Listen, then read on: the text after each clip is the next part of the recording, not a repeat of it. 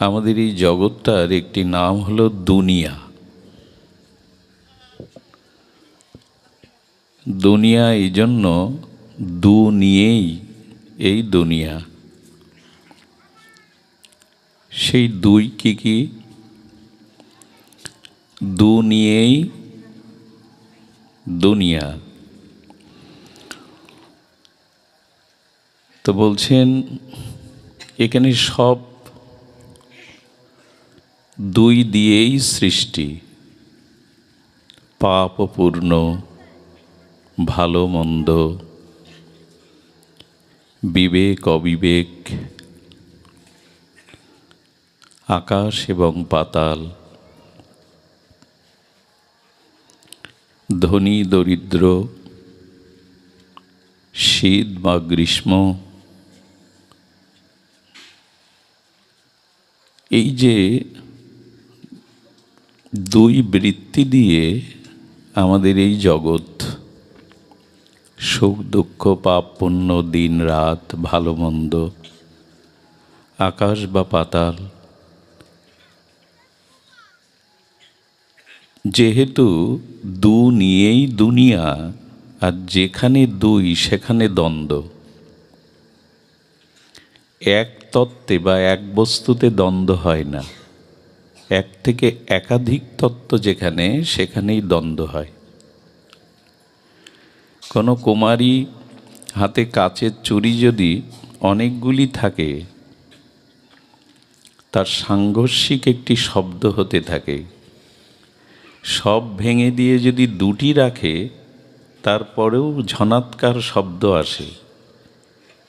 কিন্তু দুটির মধ্যে একটি ভেঙে দিয়ে যদি হাতে একটি চুড়ি থাকে, তখন সেটি সংঘাতপূর্ণ বা দ্বন্দ্ব হয় না। একটু আগে দ্বন্দ্ব দেখলাম না আমরা? একজন থাকলে কি দ্বন্দ্ব হতো? দু নিয়েই দুনিয়া, আর এই দুই যেখানে দ্বন্দ্ব সেখানে। এখন এই যে দ্বন্দ্বময় সংঘাতময় দুনিয়া,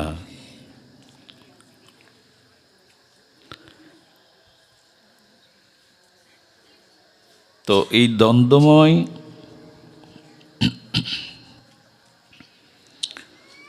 সংসারে আমরা একবার দুইবার নয়, বহু জন্ম, বহু কল্প, বহু যুগ যুগান্তর আমাদের এই আসা এবং যাওয়া।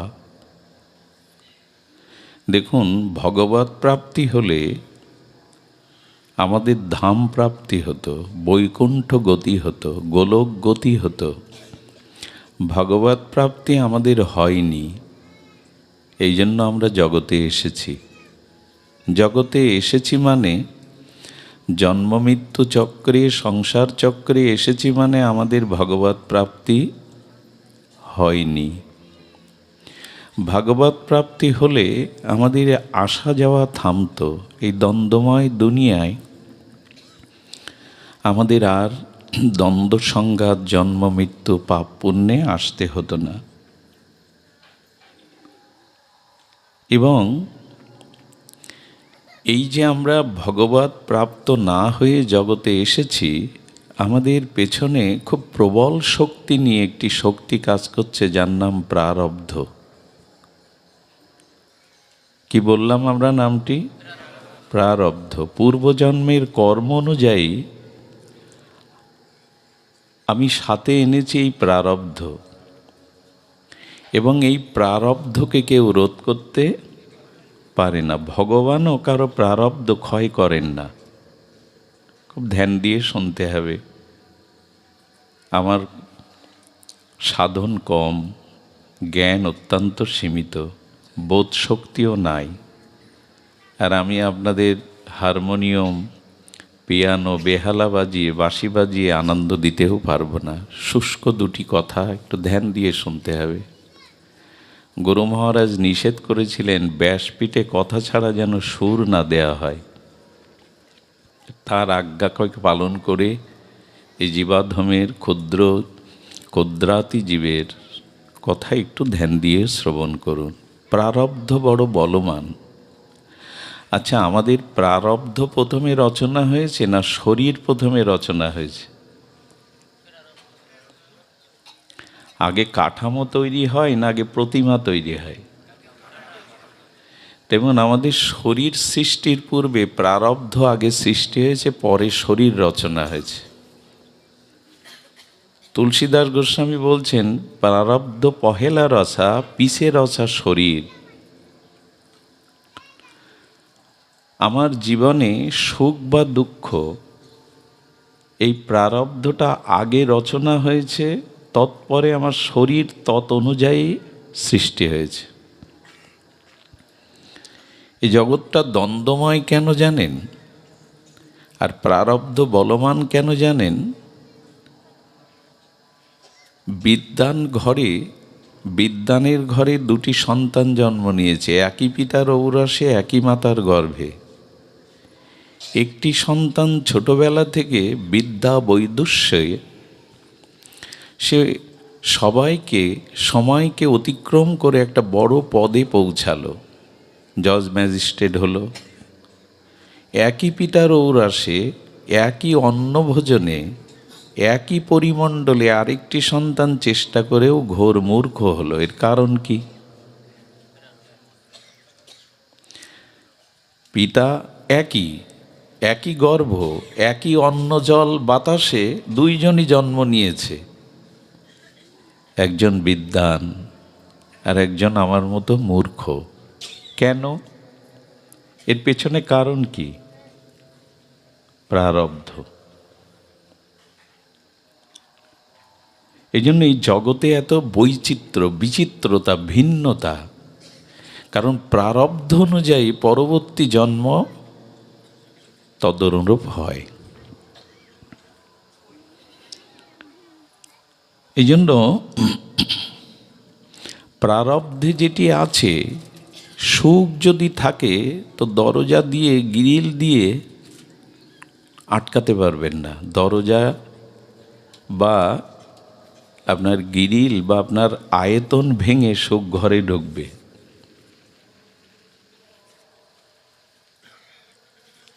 আর দুঃখ যদি থাকে প্রারব্ধে, তো আপনি 10টা আয়তন দিয়ে, 10টা বেড়া দিয়েও, আয়তন দিয়েও দুঃখকে ঠেকাতে পারবেন না। এই জন্য প্রারব্ধের কথাটা কেন এলো? এই দ্বন্দ্বময় সংসারে সুখ দুঃখ, জ্ঞান অজ্ঞান, উত্থান পতন নিয়ে আমাদের জীবন। এখন এই প্রারব্ধময় জীবনে আমাদের আত্মকল্যাণের কী উপায় এবং প্রারব্ধটা কেমন? দেখুন, জগৎটা সৃষ্টি হয়েছে ত্রিগুণাত্মিকা বৃত্তি দিয়ে। কয়টি গুণ দিয়ে জগৎ সৃষ্টি? 3টি, সত্য, রজ, তম। এই পৃথিবীর সৃষ্টি আর আমাদের মধ্যে এই 3টি গুণ প্রধান। একটু ধ্যান দিতে হবে। সত্য, রজ, তম। তো যখনই আমাদের ভিতরে সত্যগুণের বৃদ্ধি পায়, বা সমাজে বা বিশ্বে কোনো রাষ্ট্রে, তখন যাগ যজ্ঞ শুভকর্ম, মুনি ঋষিদের উত্থান কল্যাণ এগুলো শুরু হয়ে যায়। সত্যগুণের প্রাধান্যে কি হয়? যোগী ঋষি মুনি সাধু সন্ত প্রকাশ হয়। পৃথিবীতে যাগ যজ্ঞ এবং মঙ্গলময় অপার্থিব ভগবত ভজনের আবহ তৈরি হয়। যখন রজগুণ বৃদ্ধি পায়, তখন কি হয়? পৃথিবীতে যাগ যজ্ঞ ভগবত আরাধনা সীমিত হয়ে ভোগ বিলাস বৈভবে পৃথিবী ছেয়ে যায়। ভোগ বিলাস, আমোদ প্রমোদ, এই উচ্ছ্বাসে ভাসতে থাকে। আর রজগুণ প্রধান কি হয়? রজগুণ প্রধান তাদের কি হয়? অসুরগণ আসরিক প্রভাবের দ্বারা প্রভাবিত হয়। আচ্ছা, লাল চশমা চোখে দিলে কি দেখবেন সামনে? লালই। রজগুণটা বেড়ে গেলে আসরিক প্রভাব, দানবীয় প্রভাব জগতে বেড়ে যায়। তখন যাগ যজ্ঞ, পরোপকার, দান এটা সীমিত হয়। আর যখন তমগুণের বৃদ্ধি হয় তখন কি হয়? তখন যক্ষ, রক্ষ, রাক্ষস এদের প্রভাব জগতে বিস্তার হয়। মানুষ অমানবিক কর্ম করতে থাকে, হত্যা, লুণ্ঠন, দানবীয় কর্ম হতে থাকে। এই 3 গুণের প্রভাব যেখানে যত বেশি সেখানে সেই ক্রিয়া। আচ্ছা, এখানে এখন কি গুণ বিরাজ করছে? এখানে ভগবত আরাধনা, ভগবানের নাম, মঙ্গলময় চিন্তা ছাড়া কোলাহল আছে কি? রজগুণের প্রভাব আছে কি? নারী পুরুষ এখানে একসাথে আছে, কারো ভোগের বিকারের চিন্তা আসছে কি? যার গুণ যখন যেভাবে প্রকাশ হয় তার বৃত্তি, চরিত্র, প্রবৃত্তি, পরিবেশ সেইভাবেই তৈরি হয়। এবং এই 3 গুণের ক্রিয়াতেই জগৎ চলছে, সত্য, রজ, তম। ভগবান একটা কথা বলে দিয়েছেন গীতাতে, আমাকে যদি লাভ করতে চাও, ভক্তিকে যদি লাভ করতে চাও, এই 3 গুণের উপরে ওঠো, ত্রিগুণাত্মিকা হও, তবে ভক্তি পাবে। আমরা প্রথম প্রশ্নগুলো, সমস্যাগুলো তুলে ধরছি, সমাধানটা পরে আসছি। আগে তো অন্ধকার, তারপরে আলো জ্বালতে হবে। এই রজগুণ যদি বৃদ্ধি পায় কি হয় জানেন? মনে আছে বিশ্বামিত্রের কথা? মহান তপস্বী, তপস্বীর মধ্যে শ্রেষ্ঠকে বিশ্বামিত্র, জ্ঞানের মধ্যে শ্রেষ্ঠ ঋষিকে বশিষ্ঠ।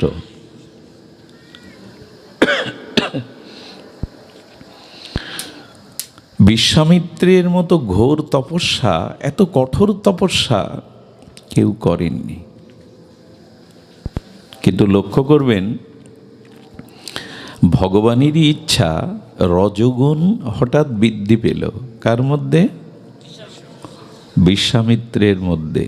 কেন জানেন? মেনকা এসেছিল দেবতা কর্তৃক। স্বর্গের অশ্বরা যে এত তপস্যা করছে, এই তপস্যা করলে দেবতারা ভাবলেন যে স্বর্গরাজ্য, ওরা মেনকাকে পাঠালো। আর মেনকাকে দেখে, যিনি স্ত্রী, ঘর, সংসার সব ত্যাগ করে কঠোর থেকে কঠোরতর তপস্যায় রত, সেই বিশ্বামিত্র মোহিত হয়ে গেল, রজগুণ বেড়ে গেল। এটা গুণের ক্রিয়া।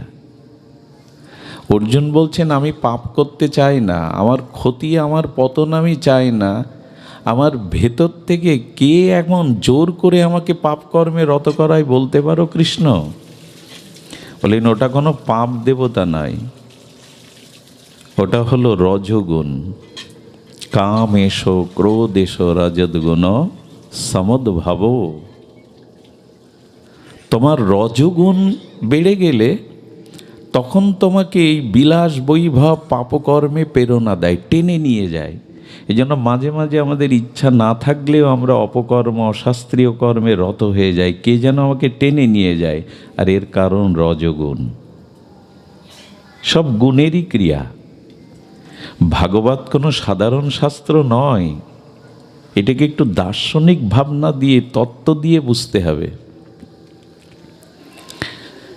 তো বিশ্বামিত্র মেনকাকে দেখে রজগুণের বৃদ্ধি পাওয়ায় তাকে 10 বছর কাছে রেখেছিল। তপস্যাও গেল, সাধনাও আপাত গেল। এবং এই মেনকার গর্ভে জন্ম হয়েছিল শকুন্তলার। মেনকার গর্ভে কার জন্ম হলো? শকুন্তলার। আর না, আর দিতে হবে না। জয় রাধে। শকুন্তলার জন্ম হলো। বহু বছর পর তার প্রাক্তন তপস্যার বৈরাগ্য দাবাগ্নির মতো জ্বলে উঠেছিল, এই জন্য আবার ফিরে এসেছিলেন। যারা ভগবত ভজন করে, তপস্যা করে, এরা রজগুণের দ্বারা যদি এদের পতনও হয়, ফিরে আসতে পারে। ভজনের এই হলো মহিমা, ফিরে আসতে পারে আবার। কি বলে মাস্টার? Come back. এখানে তো ইংরেজি বলতে নেই, আর আমি তো লেখাপড়াও জানি না। এই শব্দগুলো কাম ব্যাক বলে মনে হয়, ফিরে আসা। আপনি ভজন করতে করতে যদি আপনার পতন হয়, তবে পূর্বের ভজন মহিমা আপনাকে ফিরিয়ে আনবে। এই জন্য ভজন কখনো বৃথা, তপস্যা কখনো বৃথা, সাধু সঙ্গ কখনো বৃথা যায় না। তো এই জন্য বিশ্বামিত্রের এই দৃষ্টান্ত, এই জন্য যে গুণের প্রভাব দেখুন, এত বড় তপস্বীর এরকম হতে পারে, এটা গুণের প্রভাব। এবং লক্ষ্য করবেন, মানুষের জীবনে এই গুণ কম বা বেশি দুটোই হলে সমস্যা, সামঞ্জস্য থাকতে হবে। শব্দটা কি বললাম? 3 গুণের সামঞ্জস্য থাকতে, একটু ধ্যান দিন। দেখুন, গুণের কোনোটা বৃদ্ধি কোনোটা কম হলে সমস্যা। যেমন সুগার বলে তো, এই যদি খুব বেড়ে যায় তখন 25 উঠে গেলে সমস্যা, যদি 1-এ নেমে আসে সমস্যা। হাই প্রেশার খুব বেশি হলে সমস্যা, আবার যদি খুব কম হয়, তার মানে পৃথিবী জানিয়ে দিচ্ছে কোনোটাই কম বা বেশি দুটোই সমস্যার কারণ। একটা সামঞ্জস্য চাই, দুটোই সমস্যা, কম বা বেশি। এই 3 গুণের যদি একটা সাম্যাবস্থা থাকে, আর ভগবান কি করেন জানেন? কি অদ্ভুত কথা, ভগবান যখন সৃষ্টিতে, এই যে কলিযুগ বলি আমরা, কলিযুগ মানে কি? আকাশ বদলাবে, বৃক্ষ বদলাবে, মানুষের আকার বদলাবে, মানে 2টো চোখ থাকবে না, 5টা চোখ হবে। সত্য ত্রেতা কলি মানে কিন্তু ধ্বংস হয়ে আবার সৃষ্টি হয় না। ধ্যান দিন শব্দের দিকে, মানে এই কলিযুগ শেষ হয়ে আবার নূতন পৃথিবী সৃষ্টি হবে, এরকম না। আবহাওয়া বদলাবে, সময় বদলাবে, মানুষের গুণ রুচি বদলাবে। যেমন শিশুকাল সত্যযুগ, রোগ নেই, জরা নেই, চিন্তা নেই, আনন্দই আর আনন্দ। যখন কিশোর এলো তখন এক ভাব দুষ্ট বুদ্ধি ঢুকে গেল, এর গাছের ফল, এর এটা ভাঙা, ঘরের থেকে কিছু চুরি করে নিয়ে বিক্রি করা, এই আস্তে রাধে। আর যখন যৌবন এলো, ওইটা হলো ত্রেতা। ত্রেতায় 3 ভাগ পূর্ণ, 1 ভাগ মানে কিশোর অবস্থা, আর যৌবনে হাফ হাফ, পাপও চরম, সৎ কাজেরও চরম, হাফ হাফ। আর কলিতে, কলি মানে বৃদ্ধ অবস্থা, সারা জীবনের কর্ম, জড়তা, অলসতা, এইগুলি বৃদ্ধ বয়সে চলে এলো, এর নাম কলি। তার মানে একই শরীরে 4 অবস্থার নাম সত্য, ত্রেতা, দাপর, কলি। এবং পৃথিবীর ধ্বংস হয়ে কিন্তু সত্যযুগ শুরু হবে না। ন্যায় থাকবে, নীতি থাকবে, অভাব থাকবে না, অনটন থাকবে না, সত্য, মহত্ব, পরোপকার থাকবে, তখনই সেটা সত্যযুগ। আমরা মনে করি কি 4,32,000 বছর পরে এই পৃথিবী ধ্বংস হয়ে পরে সত্য সৃষ্টি হবে। তা যদি হতো, দাপরের বৃন্দাবন কলিতে পেতাম আমরা, যমুনা থাকতো, গিরিরাজ থাকতো, রামচন্দ্রের চিত্রকূট পর্বত ত্রেতার এখন পাওয়া যেত। তার মানে ধ্বংস হয়নি, গুণের পরিবর্তনে সত্য, ত্রেতা, দাপর, কলি এসেছে। তো এই জন্য ভগবান কি করেন, মাঝে মাঝে ঋষি, মুনি, ভক্ত, সন্ত, সাধুদের ভিতরে সত্যগুণের প্রবল্য বৃদ্ধি করায় জগতে সত্যগুণের প্রভাব বিস্তার করেন। আবার যুগ সন্ধিক্ষণে তিনি রাক্ষসদের মধ্যে, ভূত প্রেত পিশাচদের মধ্যে প্রবল তমগুণ সৃষ্টি করে, তমগুণের মানে 3টে সাম্যাবস্থার মধ্যে ভগবান আনতে চেষ্টা করেন। এই জন্য ভগবান আমাদের দিয়েই এই জগৎ সৃষ্টির একটা ক্রম চালান। কলিতে যে যে ঘটনা ঘটবে, ভাগবতে তার বর্ণনা নেই। বর্ণনা আছে তো। তার মানে ভগবান এক একটি গুণের ক্রিয়া দ্বারা এক একটি সময় প্রবাহ দিবেন। ভগবানের ইচ্ছা কি এই তিন গুণের সাম্যাবস্থার দ্বারা, এই তিন গুণের সাম্যাবস্থার দ্বারা সাম্য বজায় রাখা, এই সাম্যতা বজায় রাখা। এই জন্য বলছেন এক কাজ করো। আমরা এবার মূল পর্বে ফিরে আসি। এই সত্য রজ তম তিন গুণের এই যে অবস্থার মধ্যে থেকে এবার আমাদের কল্যাণ, আমাদের মুক্তি বা প্রারব্ধ অনুযায়ী যে জীবন, তার মধ্যে কি করে আমরা ভগবৎ প্রাপ্তি, আত্মকল্যাণ প্রাপ্তি হতে পারি। দয়া করে কথা বলেন না, কৃপা করুন, করুণা করুন। সুধীজন, এবার আমাদের আত্মকল্যাণের পথ আমরা একটু রচনা করি। একটু অদ্ভুত বিষয় যদি একটু কৃপা করেন। দেখুন, আমাদের এই যে প্রারব্ধ অনুযায়ী বা সত্যরজতম অনুযায়ী এই পুনঃ পুনঃ জন্ম মৃত্যু আসা যাওয়ার মধ্যে এবার আমাদের আত্মকল্যাণ কি করে হতে পারে। আজকের আলোচনার বিষয়বস্তু রাখছি স্বার্থ এবং পরমার্থ এই প্রসঙ্গে। পরমার্থই আমাদের পরম কল্যাণ করতে পারে, ত্রিগুণের ঊর্ধ্বে উঠাতে পারে। এই আসা যাওয়া প্রারব্ধ নাশ করে আমাদের আত্মকল্যাণ ভগবৎ প্রাপ্তি হতে পারে। স্বার্থ নয়, প্রয়োজন পরমার্থ। তো সেটি কেমন? এই পরমার্থ লাভ করতে গেলে, স্বার্থ ত্যাগ করতে গেলে একটা কথা আমি আপনাদের জানিয়ে রাখি।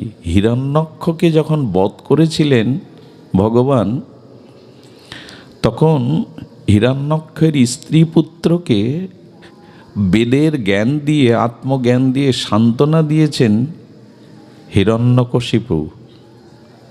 কি বলেছিলেন জানেন?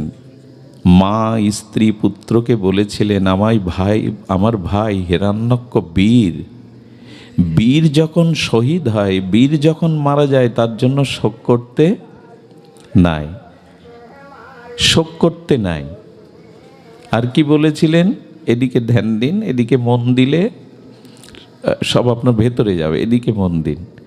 কি বলছেন? যে হিরণ্যক্ষ বীর, বীর প্রাপ্ত হলে তার জন্য শোক করতে নাই। আর বলেছিলেন আত্মার তো বিনাশ নাই, আত্মা কখনো মরে না।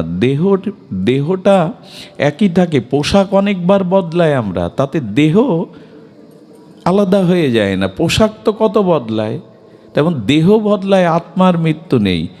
এত জ্ঞান দিলেন উনি, জ্ঞান দিয়ে আত্মচেতনা দিয়ে তাদের শোক দূর করলেন, কিন্তু ওনার মনের হিংসা বিদ্বেষ গেল না। উনি ভগবান বিষ্ণুর শত্রু হয়ে দাঁড়ালেন। এতে কি সংকেত এলো? আমি এই ব্যাসপীঠে বসে হাজারটা শ্লোক উচ্চারণ করে ভাগবতের মহিমা পুঙ্খানুপুঙ্খানুরূপে যদি ব্যক্ত করার পাণ্ডিত্যও রাখি, আর আমার এই পাণ্ডিত্য ভাগবত আলোচনায় যদি আপনাদের শোকমোহ অজ্ঞানতা পাপ দূর হয়, তবে আমার কোনো কল্যাণ হবে না যদি আমি ওই জ্ঞানটা নিজের আচরণে ফুটিয়ে না তুলি। আমি যদি ফুটিয়ে না তুলি। হিরণ্যকশিপুর ভাগবতে যে সান্ত্বনা দিয়েছেন তা বিস্ময়কর। বেদের নির্যাস, আত্মতত্ত্ব জ্ঞান। মা স্ত্রী পুত্র শোক ভুলে গেছে তারা পুত্রের, স্বামীর, কিন্তু নিজের ভেতরের বিদ্রোহ, হিংসা। তার মানে কি এখানে বসে বড় বড় কথা, বড় বড় শ্লোক মানুষকে মোহিত করতে পারলেই আমার উদ্ধার হবে না, যদি সেই তত্ত্বত আচরণ আমার চরিত্রে প্রতিফলিত না হয়। হিরণ্যকশিপুরের হিংসা গেল ভগবানের প্রতি, ও জ্ঞান দিল, অথচ ভাইয়ের সঙ্গে নিজেই ভগবানের শত্রু। অনেকটা কেমন জানেন? এই কথাটি হৃদয়ে লিখে নিতে বলছে আপনাদের। 4 জন ব্যক্তি ঘরে বসে আছে, অন্ধকার নেমে গেছে। তো 4 জন ব্যক্তি বলছেন এক কাজ করে, একটা প্রদীপ জ্বালাই। তাহলে প্রদীপ জ্বালালে কি আর পুরো অন্ধকার যাবে? আমরা একটা বড় বাতি জ্বালাই, বড় বাতি পাওয়া যায়, বলে বড় বাতিতেও কি আর কাজ হবে? একটা বাল্ব জ্বালাই কারেন্টের, বলে জ্বালাও। আর বলছে হাইজেন, কি বলে হাইজিন, হ্যালোজিন, ভুল হলো একটু, হ্যালোজিন জ্বালাও। আচ্ছা, চারজন বলছে কিন্তু কেউ, অন্ধকার যাবে তো? হাইজিনের গল্প আর প্রদীপের গল্প আর বাতির জ্বালাবার গল্প, যতই অন্ধকার ভরে বসেন, না জ্বালালে তেমনি তুমি বাংলাদেশের আকাশ বাতাস মাতিয়ে দিতে পারো ভাগবত দিয়ে, কিন্তু নিজে যদি আচরণ না করো, তোমার অন্ধকার কোনো দিন যাবে না, তুমি জাগতে পারবে না। আমার মতো মাদি সজীবের দুরবস্থা এই জায়গায়। আমি এখানে বসে পাণ্ডিত্যর দ্বারা, আপনাদের শব্দের দ্বারা মোহিত করছি, অথচ আমি আচরণ, হ্যালোজিন জ্বালালেও নাকি হাইজিন জ্বালালেও কাজ হবে না। বাতির কথা বললে কি হবে, প্রদীপের কথা? ও মুখে মুখে অন্ধকার ঘরে বসে আলোচনা করলে আলো আসবে না। বর্তমান আমার মতো মাদি সজীবের দুর্দশায় এই লোককে মোহিত, অন্য লোক কিন্তু উদ্ধার হয়ে যাবে। এ কথা যিনি আচরণ করবেন তিনি কিন্তু উদ্ধার হয়ে যাবেন, কিন্তু উদ্ধার হতে পারবো না আমি যতক্ষণ আচরণ না করব। আচারও পরম ধর্ম।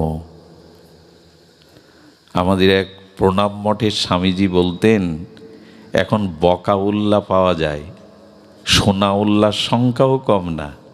একটা বক্তা আনেন, সোনার লোকও যেমন আছে, কিন্তু করিম উল্লার সংখ্যা নেই।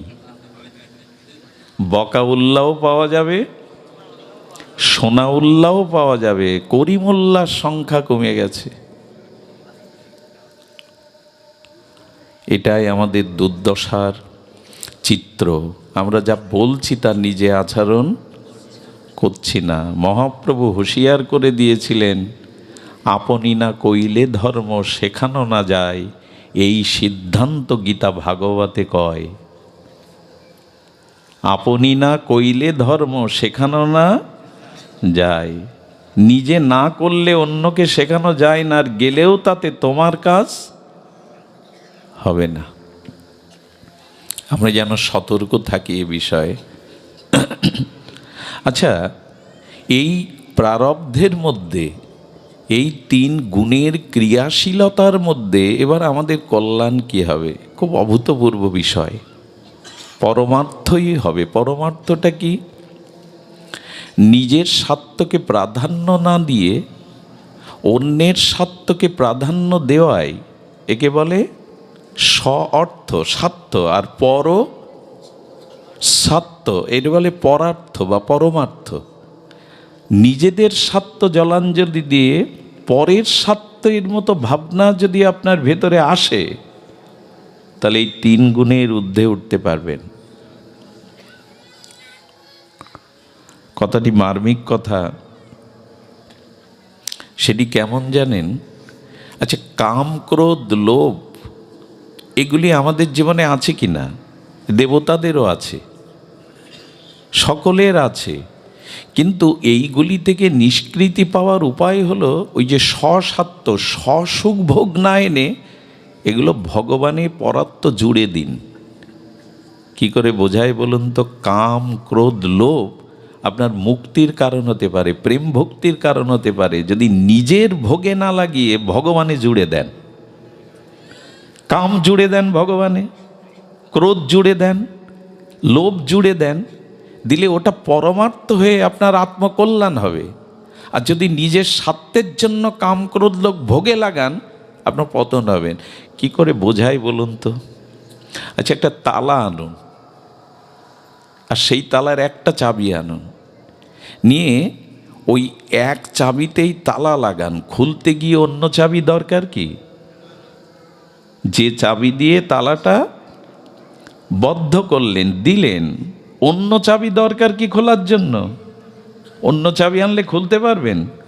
কি অদ্ভুত কাণ্ড দেখিন! এক চাবিতেই তালা লাগানো যায়, আবার এক চাবিতেই তালা খোলা যায়। এইভাবে দিলে খুলে যায়, আর এইভাবে দিলে কাম ক্রোধ লোভ